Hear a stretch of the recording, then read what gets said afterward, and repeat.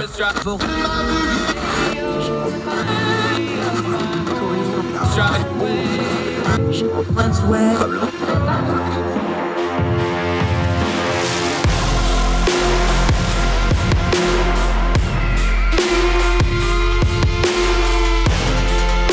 host, Andrew Donaldson.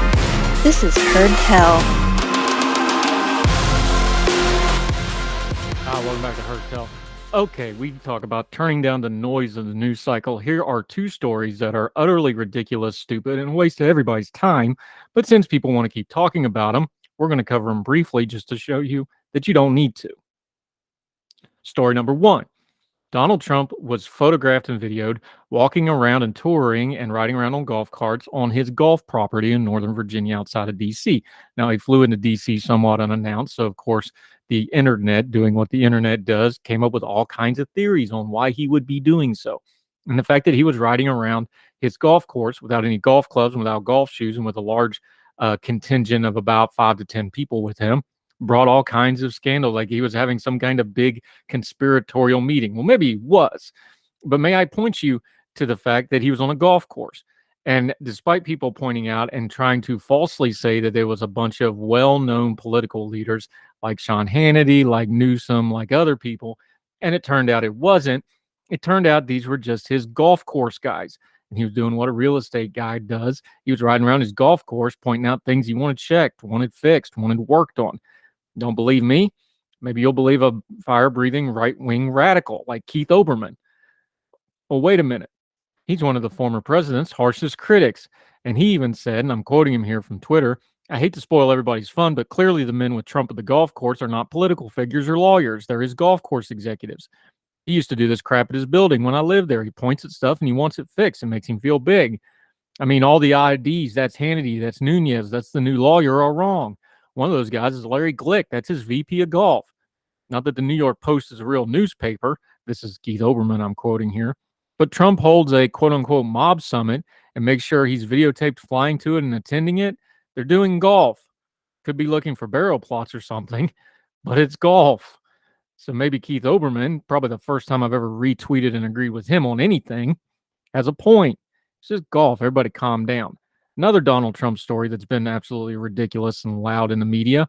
Donald Trump, this is the Daily Beast headline, Donald Trump is not invited to the Queen's funeral, and Joe Biden might have to take a bus. Okay, everybody just stop for a second. Our friend Sarah Stuck already pointed this out. They have a very limited amount of room, and the transportation and logistics to do the Queen's funeral are an utter nightmare. They're doing it in downtown London. If you've ever been to Westminster area of London, there's not a lot of room down there, okay? And it's in the very heart of the city. So they're talking about the heads of state can't all take their own state cars. They're going to have to take buses in to do this. Now, President Biden is not going to be on that bus. The Secret Service will never allow that. They're going to make some kind of an accommodation for him. The point is there's only so much room. There is not a delegation going to this. They only had 2 invites. That's Joe and Jill Biden, the president and first lady. No, Donald Trump wasn't going to be invited. He was never going to be invited. Neither was former President Bush, former President Obama, former President Clinton, or former President Carter, who's probably not well enough to travel that far anyway. Point remains, he was never going to be invited. This is a stupid story. This is the news media putting Trump's name in the headline because it gets the clicks, both the hate clicks and the like clicks. This goes to something we've been telling you all along. Donald Trump, whether he's the president or not, even if he is the president, even if he tries to be the president again, should not be the center of your news media intake. If you center everything on one person, no matter who it is or what it is, but especially if it's Donald Trump, that's all you're ever going to get. And all you're going to get is backwash, overflow, flotsam, and jetsam related to them. And it doesn't really matter if you're pro-Donald Trump or anti-Donald Trump. If you're dominated by Donald Trump, you lose all the important things we talk about on this program. You lose perspective. You lose an ability to see the bigger picture. You lose your perception of what the rest of the world is going on, and you wind up down in a hole where everything is Donald Trump related. Don't do that. The media, especially the news media and the print media, loves Donald Trump because he's been one of the greatest things for the news media business in the history of the news media business.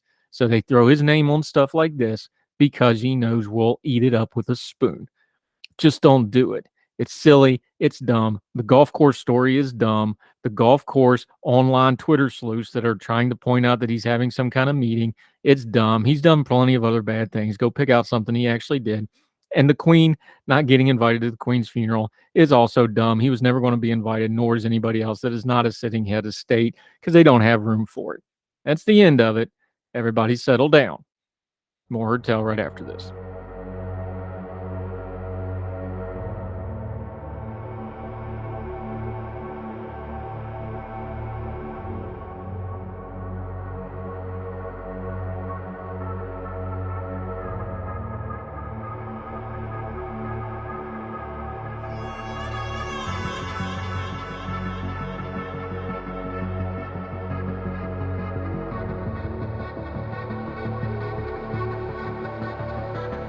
Okay, welcome back to Heard Tell. An important metric on the economy is out the Consumer Price Index. That is one of the measures of inflation and prices in the economy. We're going to skip the noise. This is the actual press release from the U.S. Bureau of Statistics. We're going to have some of our economist friends on. Stephen Popek, our friend, is going to be on later this week to discuss this more fully. But right now, I just want to read you the release directly. This is the raw information release. It's not editorialized. You can make your own judgment. From the U.S. Bureau of Labor Statistics, the Consumer Price Index for all urban consumers, the CPIU, rose 0.1% in August on a seasonally adjusted basis after being unchanged in July, the U.S. Bureau of Labor Statistics reported today. Over the last 12 months, the All Items Index increased 8.3% before a seasonal adjustment. Increases in the shelter, food, and medical care indexes were the largest of many contributors to the broad-based monthly all items increase. These increases were mostly offset by a 10.6% decline in the gasoline index. The food index continued to rise, increasing 0.8% over the month as the food and home index rose 0.7%.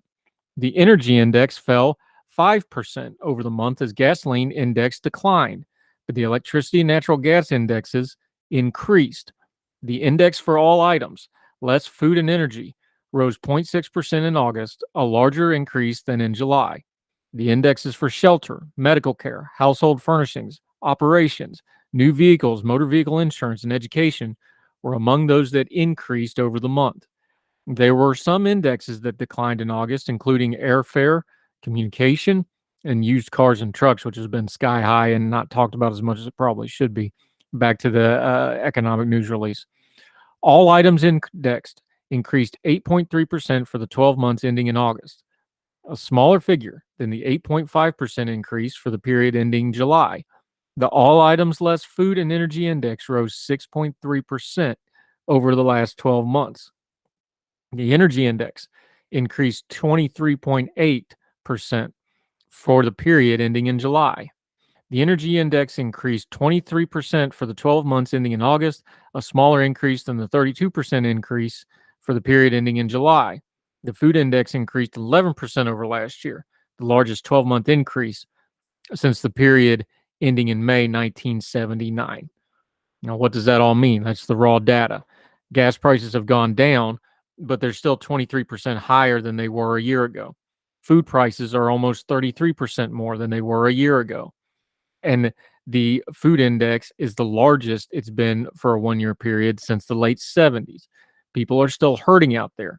It's not getting catastrophically worse, but it's not really getting better either. And folks were hoping for a little bit better economic news. Now that we're deep into August and deep into September on the real calendar, these people are going to start sweating this. The economy is going to be a major issue in this election, and it's a major issue on everybody's mind because it's getting very, very expensive just living life in America. More Heard Tell right after this.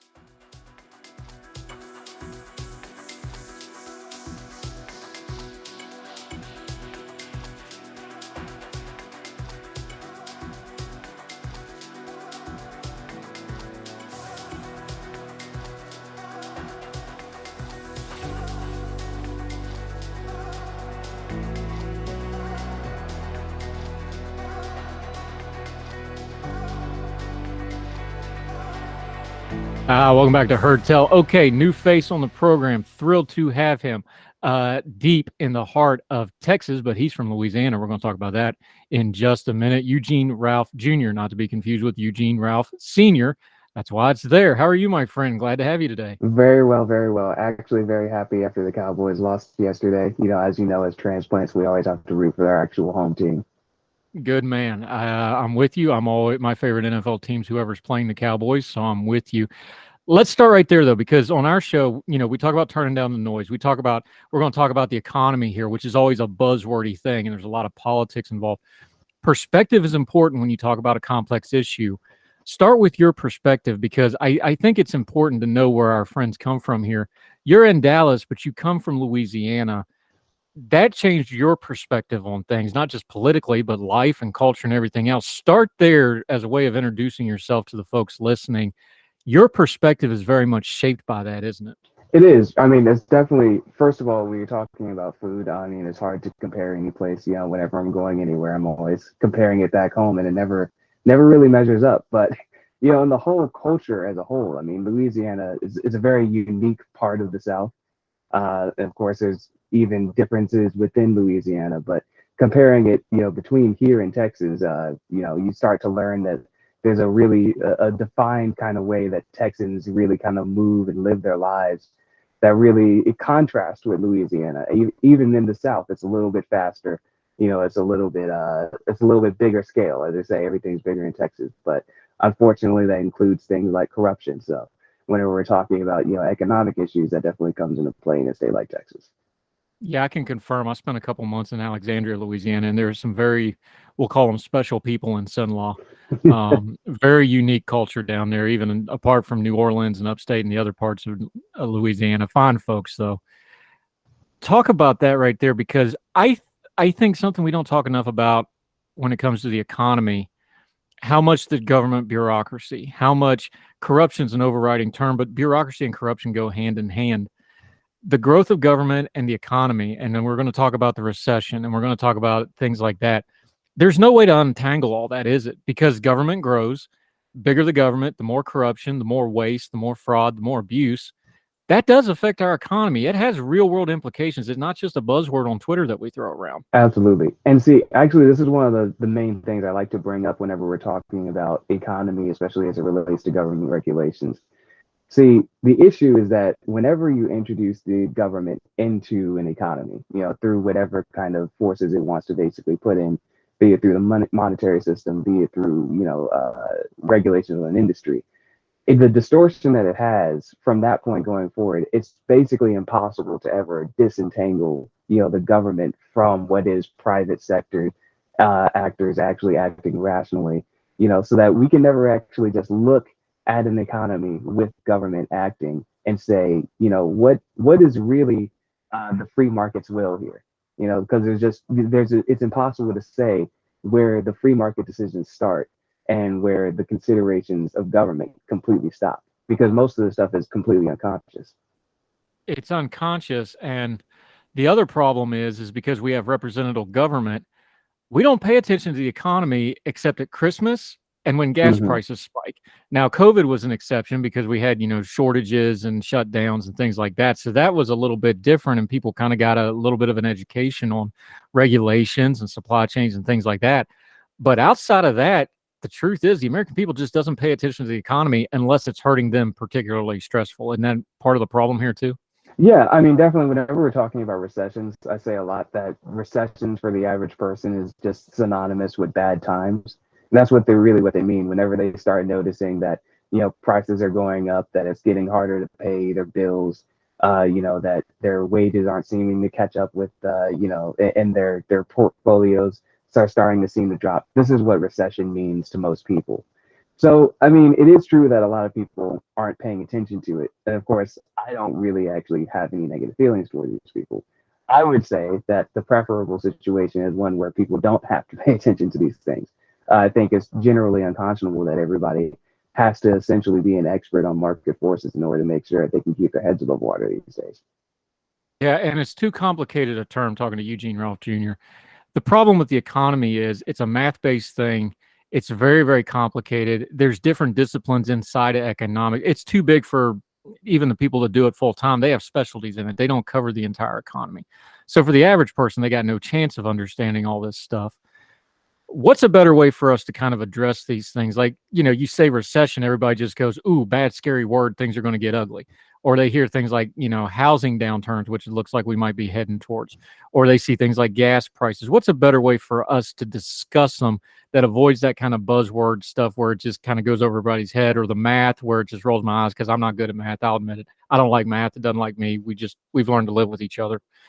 What's a better way to talk about it, though? Because there's got to be a gap between that before you jump to the politics side of, hey, this is a nuts and bolts thing. We all have to buy stuff. We live in an economy. We work together. We got to be able to discuss this somehow, yeah? Absolutely. I think that really it is those kind of particular things that affect you specifically that really makes it real for a lot of people. So, of course, whenever you talk about the housing market, it can be a little scary. The houses, some people have billion-dollar companies that they manage, but most people, their biggest investment is their house. So it can be a little bit frightening whenever they start talking about housing values going down. But I think that this is actually one of the good ways to actually kind of get into the topics and the discussion of saying, how is it that what the government is doing is affecting you? It's things that people can actually look at, they can feel, they can touch it. They know generally how these things operate. So there are some things that are always going to be a little bit high level. Like if I'm trying to explain to you how the prices of an avocado tariff is affecting, the deliveries of the whole produce market, then that's going to be a little bit difficult. But especially in a situation like now, everybody can understand that, oil prices skyrocketing is going to mean that everything becomes more expensive because everything requires energy. Yeah, and you wrote about this when your piece in the Daily Bell. We're going to link to it. Y'all need to go read the entire thing. It's also got some good information linked inside of it. You decided to make a lot of friends and write a piece entitled "A Recession Is Necessary," and then you tagged it "Though Unwelcome" to cover yourself a little bit. Start right there, though, because folks may not fully understand. The economy is like everything else. It's got a rhythm and flow to it. There's a circadian rhythm to it. It can't stay up all the time. It can't be down all the time. It has to have some movement to it.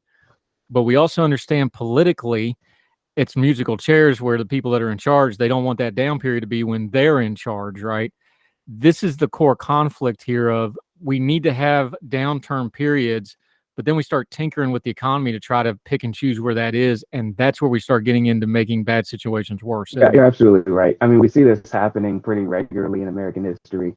Of course, everybody remembers the Great Depression, and a few Austrian economists will be happy to remind people that the Great Depression was only so great because the government refused to actually let the economy be depressed for very long. The Great Depression, just like most recessions, would have actually cleared up fairly regularly, but the recovery took years, not because of the war effort, but primarily because the government had decided that it was essentially going to take complete control of the economy in order to make sure that they could take credit for the recovery. The same thing happens all the time in recessions, but whatever we're having, what it really is a recession in economic terms, of course, for the regular person, like I said, it just means bad times. Really, if you're talking about the whole economy, there's a perfect example that comes up a lot if you talk about, say, a home builder, right? And there's credit in the economy that makes him thinks that there's, say, 20%, 40% more materials available to build homes than there actually are in the economy, right? Because the pricing signals are completely messed up because nobody's actually buying on their own investment or on the near investment of somebody that's taking a personal interest in the company, but that there's a lot of credit floating around. There's a lot of fiat being floated around such that the prices don't necessarily reflect the actual scarcity in the market. So years down the road, a home builder finds out that, oh, okay, I don't actually have nearly half of the materials that I need to complete these projects. But still, many of them are not actually finished. There's only a portion of the homes built. And so he essentially loses his shirt because he can't actually cover all the expenses whenever the bill comes due to say that we actually need to correct the price signals. Yeah, it's funny because like a couple months ago, I actually was pricing a fence for the backyard. I got 4 dogs and a bunch of teenagers. We need some fencing around here. They wouldn't even quote me a wood fence. And they're like, it's too expensive. It'll take too long to get it. So we just stopped quoting it. We haven't quoted wood in over a year now. and it'll probably be 2 years before we quote wood again. So I'm sitting there trying to figure out people building houses. I forget the number, but it's something like there's 26 different trades that go into house building, and that's why housing is such an economic indicator. Just run with that example for a second of these streams of the economic thought. We pick and choose one of them out. We'll pick out, the labor market. We'll pick out the unemployment rate. We'll pick out housing. Something like house building and house selling, you get the loan portion of it, the finance portion, you get the material portion of it, you get the labor portion of it. That's where all these economic streams cross. And that's why those are such economic indicators, because something like just building one house involves so many people and so many different parts of the economy. Those are really the things we need to be paying close attention to, isn't it? Absolutely. I'm really glad that you bring that up. A lot of people, we all understand that, houses, they go up, right? And a lot of times we kind of see the development happening, somewhere in the distance. We notice that the land is being cleared one day, and then the next day, there's 500 brand new shiny homes. But yeah, I mean, there's a lot of trades that go into it. So it is a very good indicator of how a lot of labor is actually being affected, and also a lot of producer prices on materials. So it is the kind of thing that people should pay attention to. Of course, people already do, so I don't need to tell people that you need to start paying attention to the housing market. Of course, our 401k pays attention to the housing market. And of course, the Federal Reserve pays attention to the housing market, though we would wish they might stop a little bit. Yeah, especially with interest rates going up, people are going to pay very close attention, especially if they don't have a locked-in interest rate. Eugene Ralph Jr. joining us. We're going to take a quick break. We're going to dig into this piece that he wrote a little bit more. Why a recession is necessary. Why we have trouble talking about grown folk things like, hey, sometimes you got to have bad times to get to the good times. He's also got a couple really good one-liners in here we're going to talk about. He uses the term ratchet in a sentence that I just absolutely love as a writer. We'll point that out to him. From Texas, Eugene Ralph Jr. joining us. Heard Tell continues. Enjoy.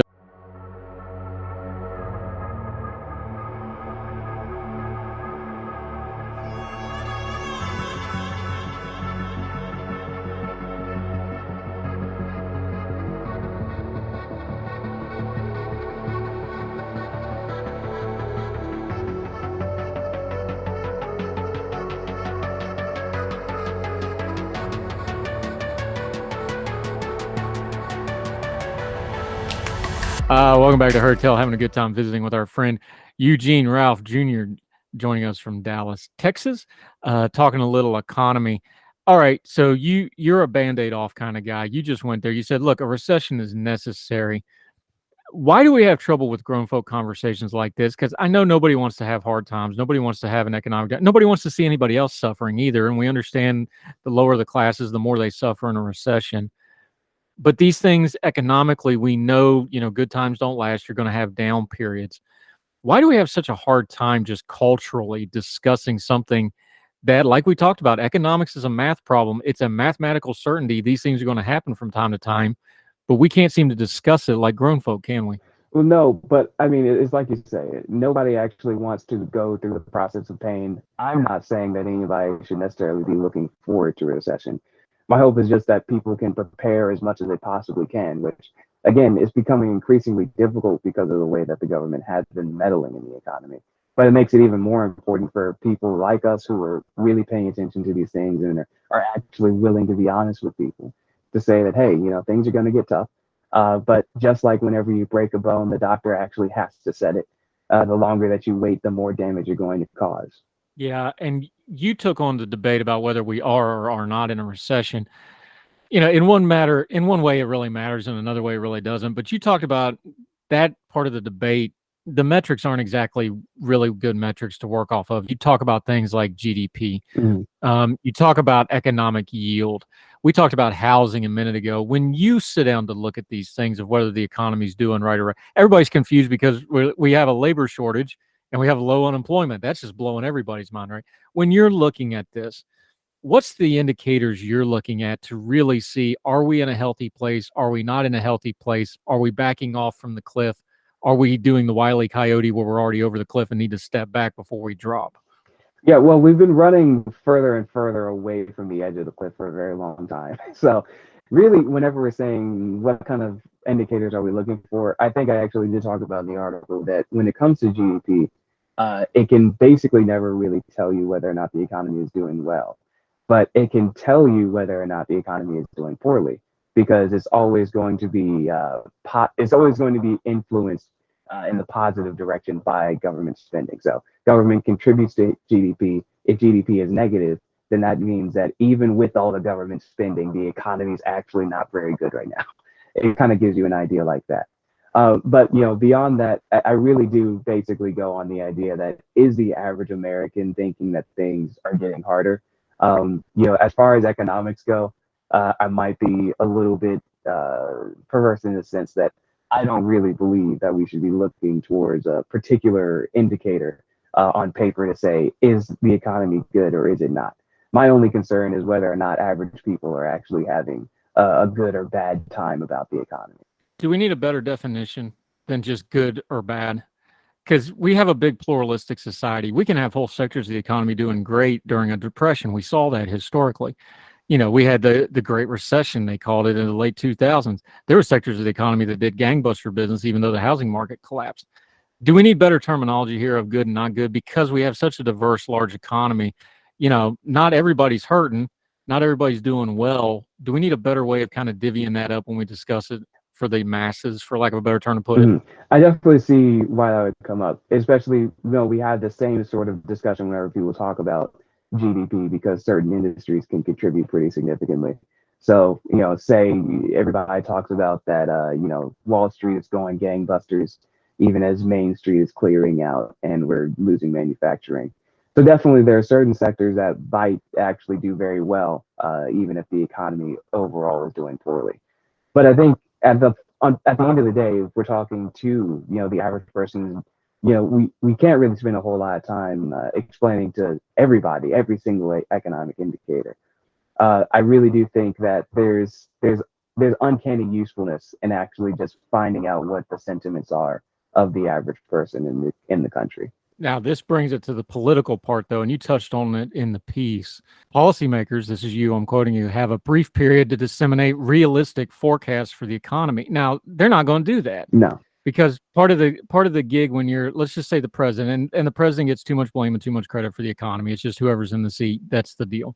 But the president and Congress and the national leaders, they play musical chairs with this, and I don't blame them. I'd probably do the same thing. They just want to try to keep it good if it's good. If it's bad, they just want to blame the last guy or the guy coming next to try to keep blame. It's always going to be that way. But like we said, there's a nuts and bolts part to this economy stuff. I think they have an obligation to be more realistic with the information they're giving. I'll give you a good example. Biden with the gas prices. The comm shop for the White House was terrible on the gas prices stuff because it's like, well, if you're not going to take part of the blame when they came up, you're not going to get the credit when it goes back down. You didn't have to come out and say, well, it's all my fault. That's not going to happen. But wouldn't it have been better just have some realism? Like, yeah, gas prices are high. There's not a lot we can do about it right now, but hang in there. They're going to come down eventually, blah, blah, blah, blah, blah, wordy. That would have sounded better. And then when they come down, you get a little bit of the credit for it. Not, well, it's all Vladimir Putin's fault. And like, oh, this is all my gain now that it's dropped. I think a little realism would go a long, long way here, don't you? Right. Okay. So, yeah, so definitely part of the difficulty. You would want the government to be very honest about the kind of things that they're seeing. And that's, I guess you would say that part in my piece was a little bit of hopefulness that the government might have a little bit of honesty with the people, even though it's not really characteristic. But of course, in a lot of ways, they really can't, right? It would undermine their confidence too much. If they were really honest with people, they would reveal how much of these problems are of their own causing. And so you really can't get beyond that. If the government is going to, in some way, actually be a little bit more straightforward, it would at least just say, things are actually going to be a little bit more difficult, even if they're not going to precisely say that, it's our fault. They really admit that. But they could at least come out and say, hey, these are kind of particular things that we expect to see, in the coming months. We expect to see food prices going up. We expect to see gas prices coming down slightly. But this is just a little bit of the elastic band coming back. But I don't necessarily expect it of them now. Yeah, but if we're going to be blunt about it, we have to have recessions whether we like them or not. It's the role of government to prepare for crisis before the crisis. We've already learned with COVID that the reaction to a crisis that we're not prepared for usually gets really ugly and people get hurt even worse than they probably should have been. This is a foundational role of government, is to prepare for crisis, and when they don't do it, this is something us the people need to pay attention to and try to hold them accountable for, and at least make some noise about, shouldn't it be? Well, if we accept the frame that the government is capable of actually responding to a crisis in a constructive way, then yes. But it's generally my frame that the government can basically do nothing right except for break things. So we do actually have this issue come up where we actually try to say, okay, well, what is it that the government can do here? And it's the same way whenever I was talking about the economy earlier. It's impossible to know exactly where a free market consideration of exactly, what are my economic circumstances and actually is making a business decision. Where does that stop? Where does the consideration of government regulations on the particular matter begin? It's impossible to disentangle it. And in the same way, whenever the government starts to say we're going to respond to a particular crisis in the economy, it necessarily does that by shutting out other actors who would be more nimble, who would be better suited to actually bring relief to people, either in their own communities or just in their own particular field of focus. So we really, if we're trying to talk about what can the government do to make this better, the first thing that they can do is just stop and say, hey, I think that everybody else, you probably have better ideas. That $4 trillion that we stole from you this year, we're actually going to give it back to you and let you figure this out. And on that optimistic note, no, we've been beating up on the government a little bit. Let's circle back to the beginning of this for a bit of an optimistic note, though. It does look like there's some decent signs that the economy might at least be leveling off and might get a little bit better in the coming days. What are some of those indicators like we talked about before? What are you watching for that? I know inflation's kind of at least leveled off for the moment. Gas prices are coming back down a little bit, although they're still high comparatively. What's a couple of the things you're watching for to be like, okay, here's some light in the tunnel that we can actually look at, and it's not just a train coming at us? Well, I do want to say I don't want to consider it a light in the tunnel just yet. I will say at the very least, the rate of our decline has slowed significantly, right? So of course, whenever things were really first getting going, when the money printer was going at full bore, and when basically all energy production had ground to a halt for a moment, things were looking pretty dire in the very near term. And now it just looks like they're going to be very uncomfortable for a while. Uh, as far as what are the kind of indicators that we could see that would be overall improving, I think it's very difficult to actually see that the economy is going to be in a good place in the near term, without us actually going through something at least about as bad as we've experienced pretty soon, really. At the end of the day, everybody understands that labor markets are not very good in the United States. We're having some issues actually keeping up employment. Employment participation rate is dropping, is pretty low. It's unfortunately low. So as far as actual, we're looking towards what is the actual health of an economy? It's capital accumulation, it's production, and we're just not seeing very much of that right now. This is the biggest problem, right? Is that people actually being able to save. The people's savings rate is extremely low. It's almost zero in the United States. So until we actually start seeing that being able to improve, then we're not really in the place that we should be expecting it to turn around at that point. Yeah, and the personal savings, when you combine it with the level of personal debt, is a very bleak picture. We'll have to get into that some other time. That old, if you needed $500 today, could you get it? That old metric. Another topic for another day, my friend. Eugene Ralph Jr. joining us. Okay, we've been holding the government accountable. We've been pretty rough on them. Friends hold friends accountable. We got to talk about your Twitter feed right quick. You tweeted, and I quote, "If King Charles's only contribution is turning public and political opinion against aggressive modern architecture in his reign, will have been a smashing success." Eugene Ralph, defend your tweet, which I agree with, by the way. This. Look, I hate modern architecture. There's a popular meme that goes around that shows a recent or more recently built house. I think it was in the 1970s, very much of the kind of modern architectural sense of the time. And it's absolutely disgusting. It's the most horrible thing that you've ever seen. And then we have another picture of a house built in the 1500s. And of course, nobody back then who was building these vernacular homes was, classically trained in an academy for architecture, right?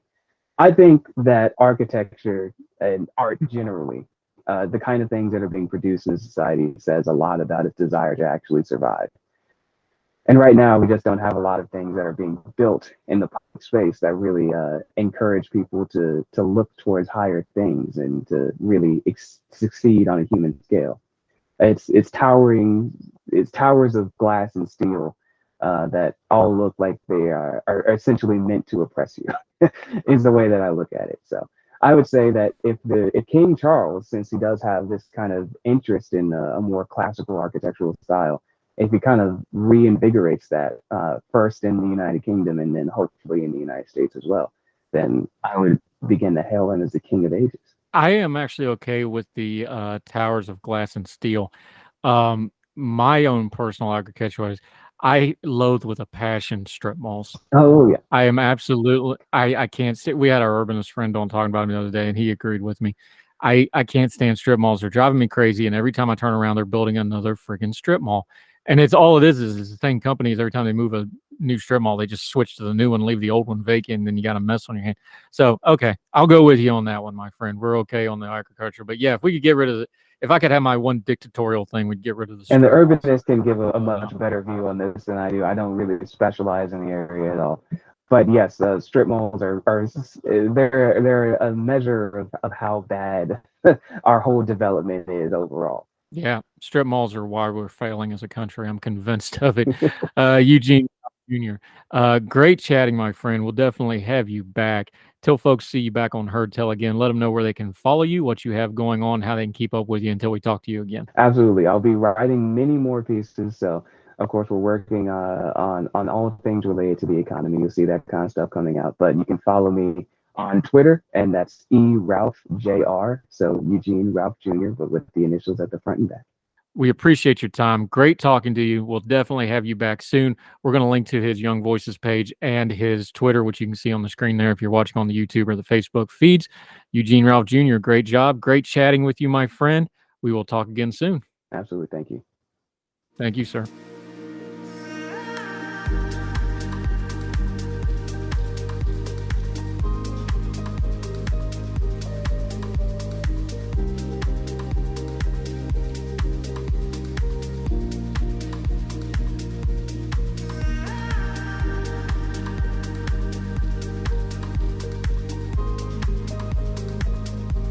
Welcome back to Herd Tell. We've covered this story a couple times over the last year or so. We've had guests on like Mark Izagiri and others talk about the fact that down in places like the Rio Grande Valley and the border communities in Texas, Hispanic folks and Hispanic heritage folks are switching parties and moving to the Republican side. Now, this has shocked some of the Democratic folks, but there's an important lesson within this.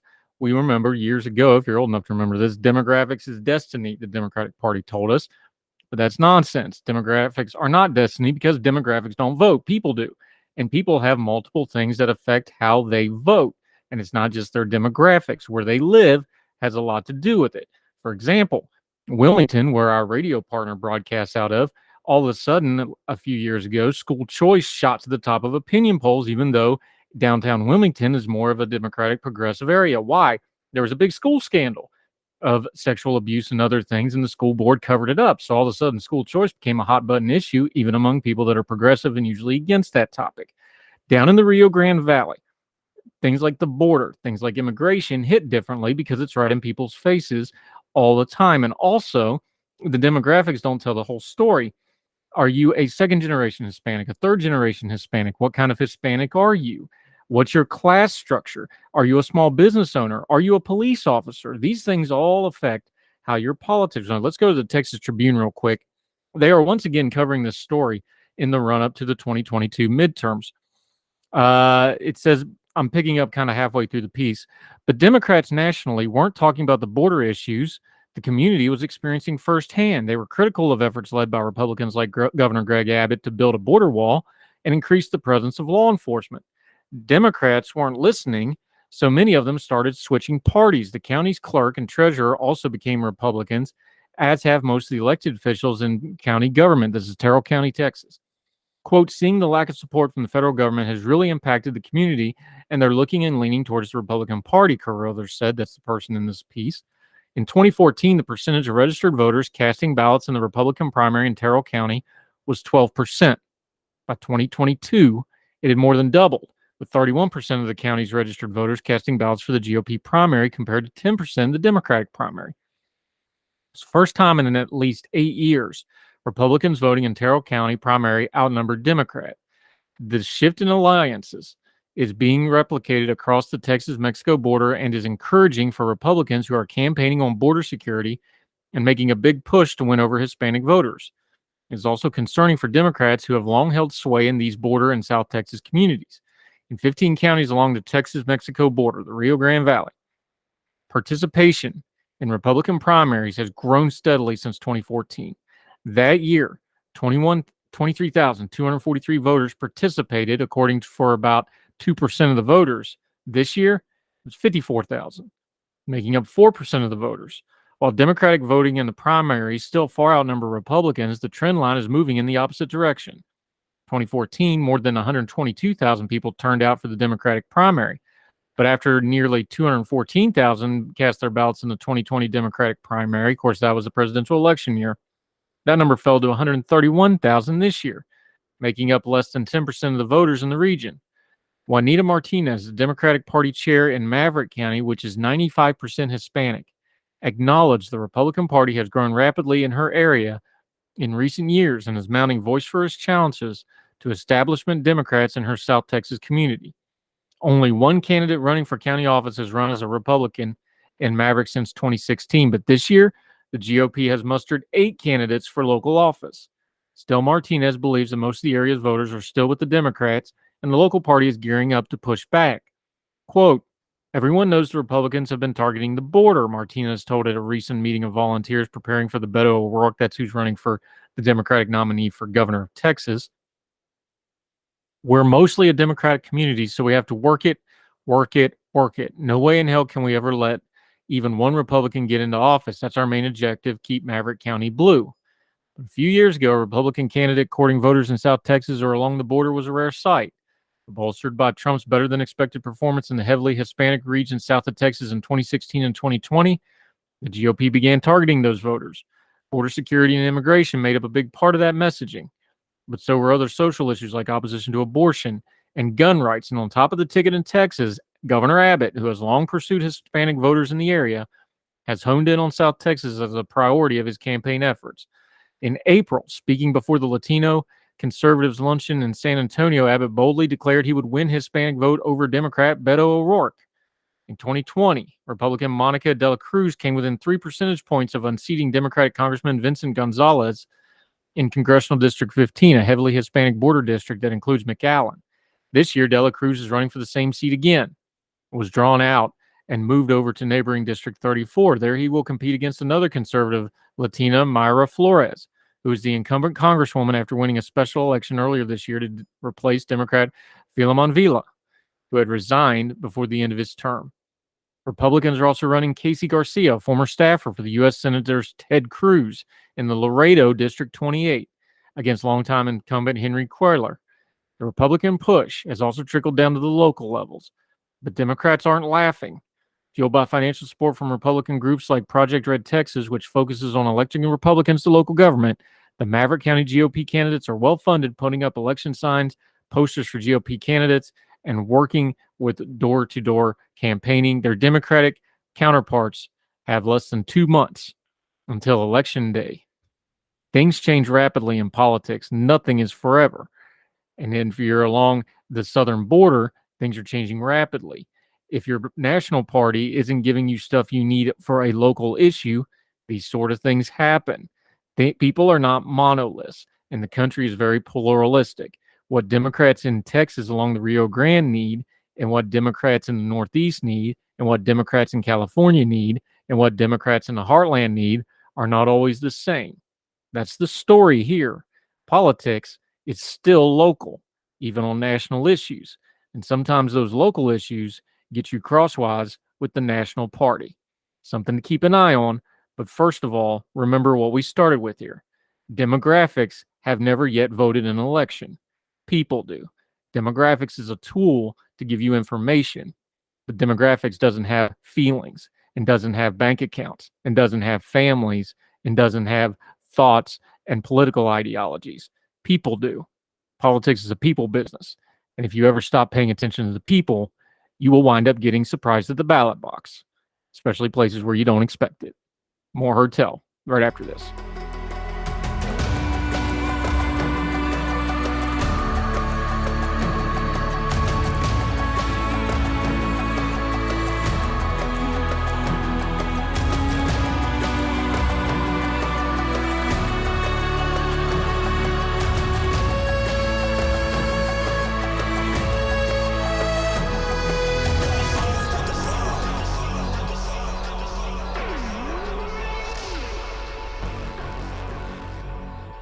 Welcome back to Heard Tell. Something a little lighter, something a little on the easy side to finish off the program today. This comes from our friend Keith Conrad. We use his news side quest frequently. This is from our friends Fox 5 DC. Jim Loki, we need to get him on the show. He said he'd do it. Do you talk to your plants? Nearly half of people who participated in a recent survey said they do, and it may even help a person's mental health. By doing so, this survey conducted in August by trees.com asked 1,250 people in the United States about their plant talking habits. It found that 48% of people admitted to talking to their trees and or plants, and those that do, 1 in 5 say they speak to their plants every day. Many of those who speak to their greenery said they also some added benefits. About 62% of respondents say it helps their own mental health. 65% says it helps the plants to grow. Among those who said talking to their plants helps them grow, 60% actually reported seeing a difference in the plant's growth when comparing periods of talking to them and not talking to them, according to the trees.com survey. Not sure how scientifically accurate this survey is. The survey specifically asked why and how often people talk to their plants. A connection to the elements, thinking out loud, and thanking them for their beauty were all cited as reasons for chatting with the flora. Nearly a quarter say they think of them as pets. I water my plants and walk my dogs in the morning at the same time, so there may be some validity to that accusation. Of course, the plants never pee on the dogs, although vice versa happens just about every day. A majority of 70% said they speak to their plants occasionally. 20% speak to their plants every single day, and 9% rarely talk to them. Rude, the survey found. We asked survey respondents a few questions that non-plant lovers might deem strange. It turns out 64% of plant talkers do believe their plants have a soul or a spirit. Oh, dear Lord.